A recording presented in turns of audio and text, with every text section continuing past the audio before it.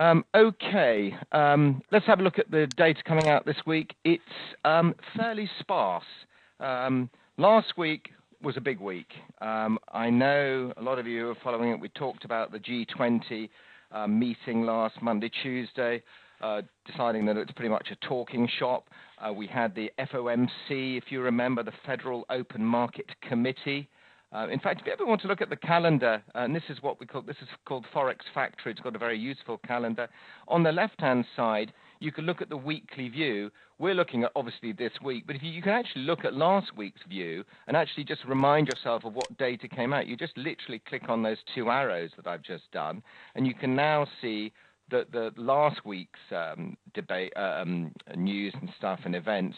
And G20, if you remember that, the G20 meeting broke up with a communique that basically said Europe needed to do more to solve its debt crisis. I mean, it's a bit like saying we need to do more to cure AIDS or malaria or everything, I mean, it'd be lovely. And then we had the FOMC, that is the Federal Open Market Committee, that is the rate setting committee, a bit like our Monetary Policy Committee here in the UK. They announced their news last Wednesday, and if you remember, we were all expecting, or certainly the likes of SocGen and one other bank, I forget who, were looking for a 600 billion quantitative easing package. It never happened. All the Fed did was to extend Operation Twist, etc., etc. So a little bit of a disappointment there. And then we had this Philly Fed number the following day, which was just appalling. And really, we've been having appalling manufacturing data in the US, in Europe, in China, and it just seems to be going a little bit fut across the board, unfortunately. Paradoxically, the markets didn't have that bad a week, really. Certainly, they had been doing okay at the beginning of the week, but eventually equities were a little bit down on the week. Bonds were mixed. I don't know whether you were following the woes of the Spanish bond market. The yields screamed higher on Monday, this time last week, to 7.3%. But actually all this chitter-chatter about the ECB buying bonds, the issuing of common Eurozone debt, these are all sort of inspired by the peripheral Eurozone economies that really would benefit from this. And as you might expect, the Germans don't want it. They will not agree to it, because it basically means they pay for it and they have no control after that. So I think you're going to see a lot of this stuff perpetuate. In fact, if one looks at the headlines today, in fact, it's actually just moved off now. One of the headlines was from Friday: Eurozone rift deepens over debt crisis.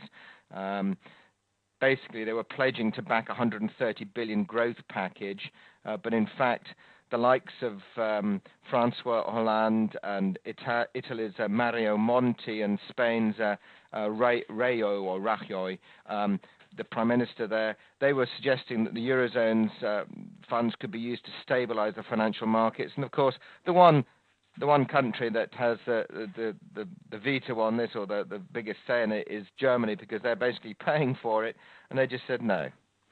They said they'll be looking into various options, but effectively it was a no.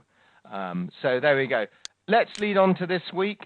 Again, if you just go back to this calendar, if you click on the arrow for the weekly view starting on Sunday the 24th, obviously we're now on the 25th, but you will see this is probably one of the quietest data weeks in the month, preceding the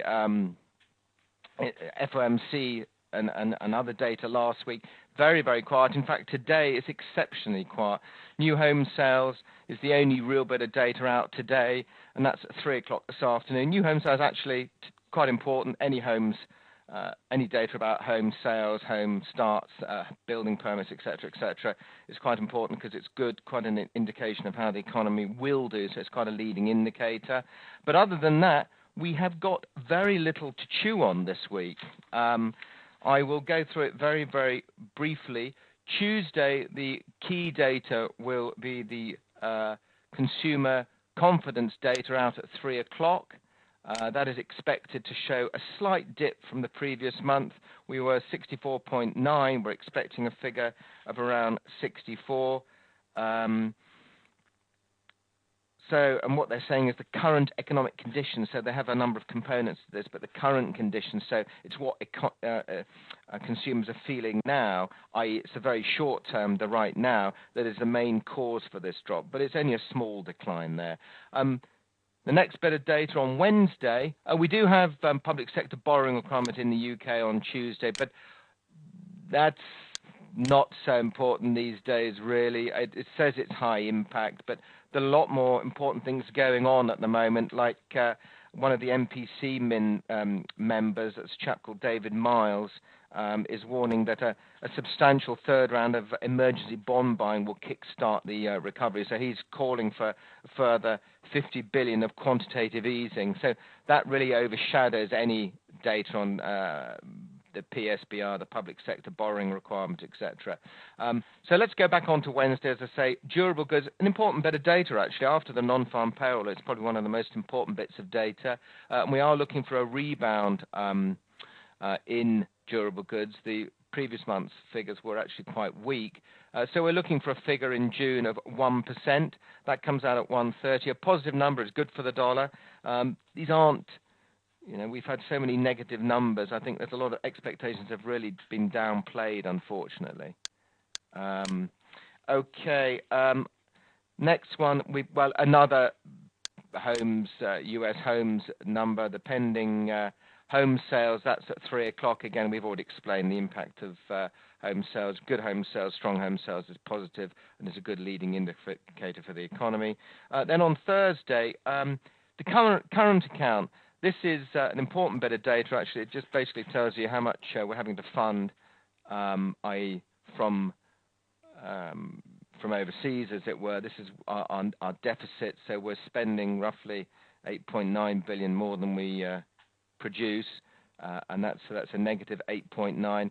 A particularly poor number is bad news. Will be bad news for stocks and for the currency.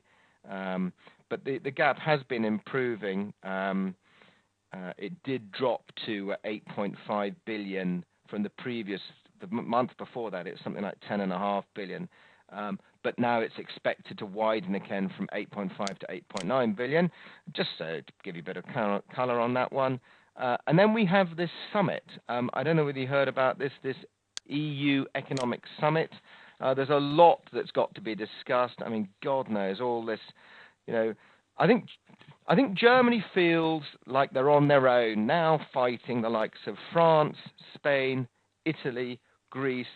All these countries are looking to try and change the way the ECB and the Stability Fund, or the European Stability Mechanism, as it will be called, act in the markets. And obviously one of the biggest donors into this, i.e. Germany, is not really having any of it. So a lot of that's going to be discussed on Thursday, and you will get rumours and stuff flying around. So that could be for potential for some interesting moves on Thursday and Friday.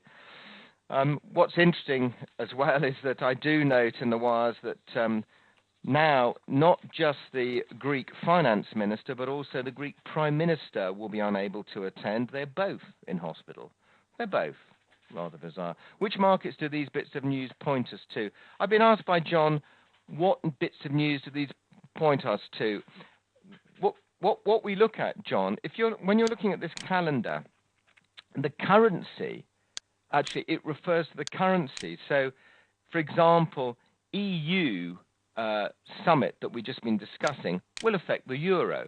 So if you're trading any euro pair, euro against the dollar, euro against the yen, euro against against sterling, whatever it might be, that is the pair that will be affected. Yeah? One of the things that I suggest you don't do is don't trade off news. So John, don't wait for the news to come out and think, that's stronger than was expected. So I've been told if it's stronger, then it's good for the currency. Because sometimes you get revisions of previous month's data, and it can be a little bit upsetting when you trade off news and you think you made money and it goes in the opposite direction. Typically, weak data, if it's forecast to be weak, it should have little impact. But it just depends. Sometimes the moods of the market can change and get very bearish, and then when you suddenly get a positive number, it can have a greater impact than it otherwise would have done because of the state of the market. I hope that sort of explains that a little bit. And then towards the end of the week, finally, we've got our regular weekly unemployment claims on Thursday at lunchtime, as always. These have been stubbornly, high, and I think, we do need to see an improvement there. I think there is a concern that we haven't just entered a soft patch; it's more of a soft half, really, in the US. So I think there aren't any signs so far of any recovery in the position. And obviously, because of this, there are increased rumours of possible, a third round of QE in the US. Obviously, we're expecting, or some banks were expecting that last week. And by the way, John, QE, quantitative easing, if we have QE, and I know you're new to these workshops, if we have QE, QE is the printing of money effectively. If you increase the supply of something with constant demand, you will push the price of it down. So QE tends to weaken the dollar if it's US QE. If it's UK QE, it'll weaken sterling, etc., etc. Good. Okay, glad that answered that question. Then finally, if you do trade the Canadian dollar, we've got the Canadian GDP out. And we've also got Mervyn King speaking on Friday as well. So that'll be quite interesting because he does tend to be quite forthright in his comments and views. So do watch out for Mervyn King at 10:30 on Friday. And if you're involved with the Canadian dollar, and quite a few of our colleagues here do trade Canadian dollars, that comes out at 1:30 in the afternoon. Charles, does QE always mean weak currency and strong stock market? Charles, I tell you what, one of the things is when the markets get convinced it's going to happen, of course, the market tends to discount the effects before it actually happens. But in answer to your question, QE will typically, in isolation, it'll weaken the currency concerned, and it tends to bolster the stock market because really it puts downward pressure on rates. And it basically means that there aren't many places for the money to go. And with QE, the stock markets do tend to do quite well, Charles, simply because you're not going to take your money and put it in bonds yielding, giving you a negative return if you take into account inflation. You're more likely to put it into the stock market. So there is a feeling that that could help the equity markets. But my own view, Charles, is that I think the quantitative easing is having less and less of an effect on the markets. You use it once, shock and awe, and has a great effect. Second time around, less of an effect. And I think that's one of the arguments against it. One of the impacts, actually, because we haven't talked about gold, this quantitative easing is potentially hugely inflationary. When and if the economies, UK, US, Europe, Far East, when they all really do pick up, obviously all this quantitative easing will need to be reversed. And if it's not reversed, you could have a massive spike in inflation. Obviously, the beneficiary of that would be gold. And we all know about gold. Safe haven, not safe haven. Well, basically in inflationary times, Charles, people want to have a way of insulating themselves from the effect of inflation, and by buying something tangible like gold, it's always deemed to be a hedge against inflation. Obviously, there's been a lot else going on. I mean, gold's priced in dollars, so typically if you have the dollar rallying, it'll have a negative effect on gold. QE, obviously, currency weakens as well, so it's a double whammy for gold. It's a double positive for gold, I should say. And the disappointing thing last week, Charles, is that we had no QE, and that's why I think gold had a bit of a wobble, really.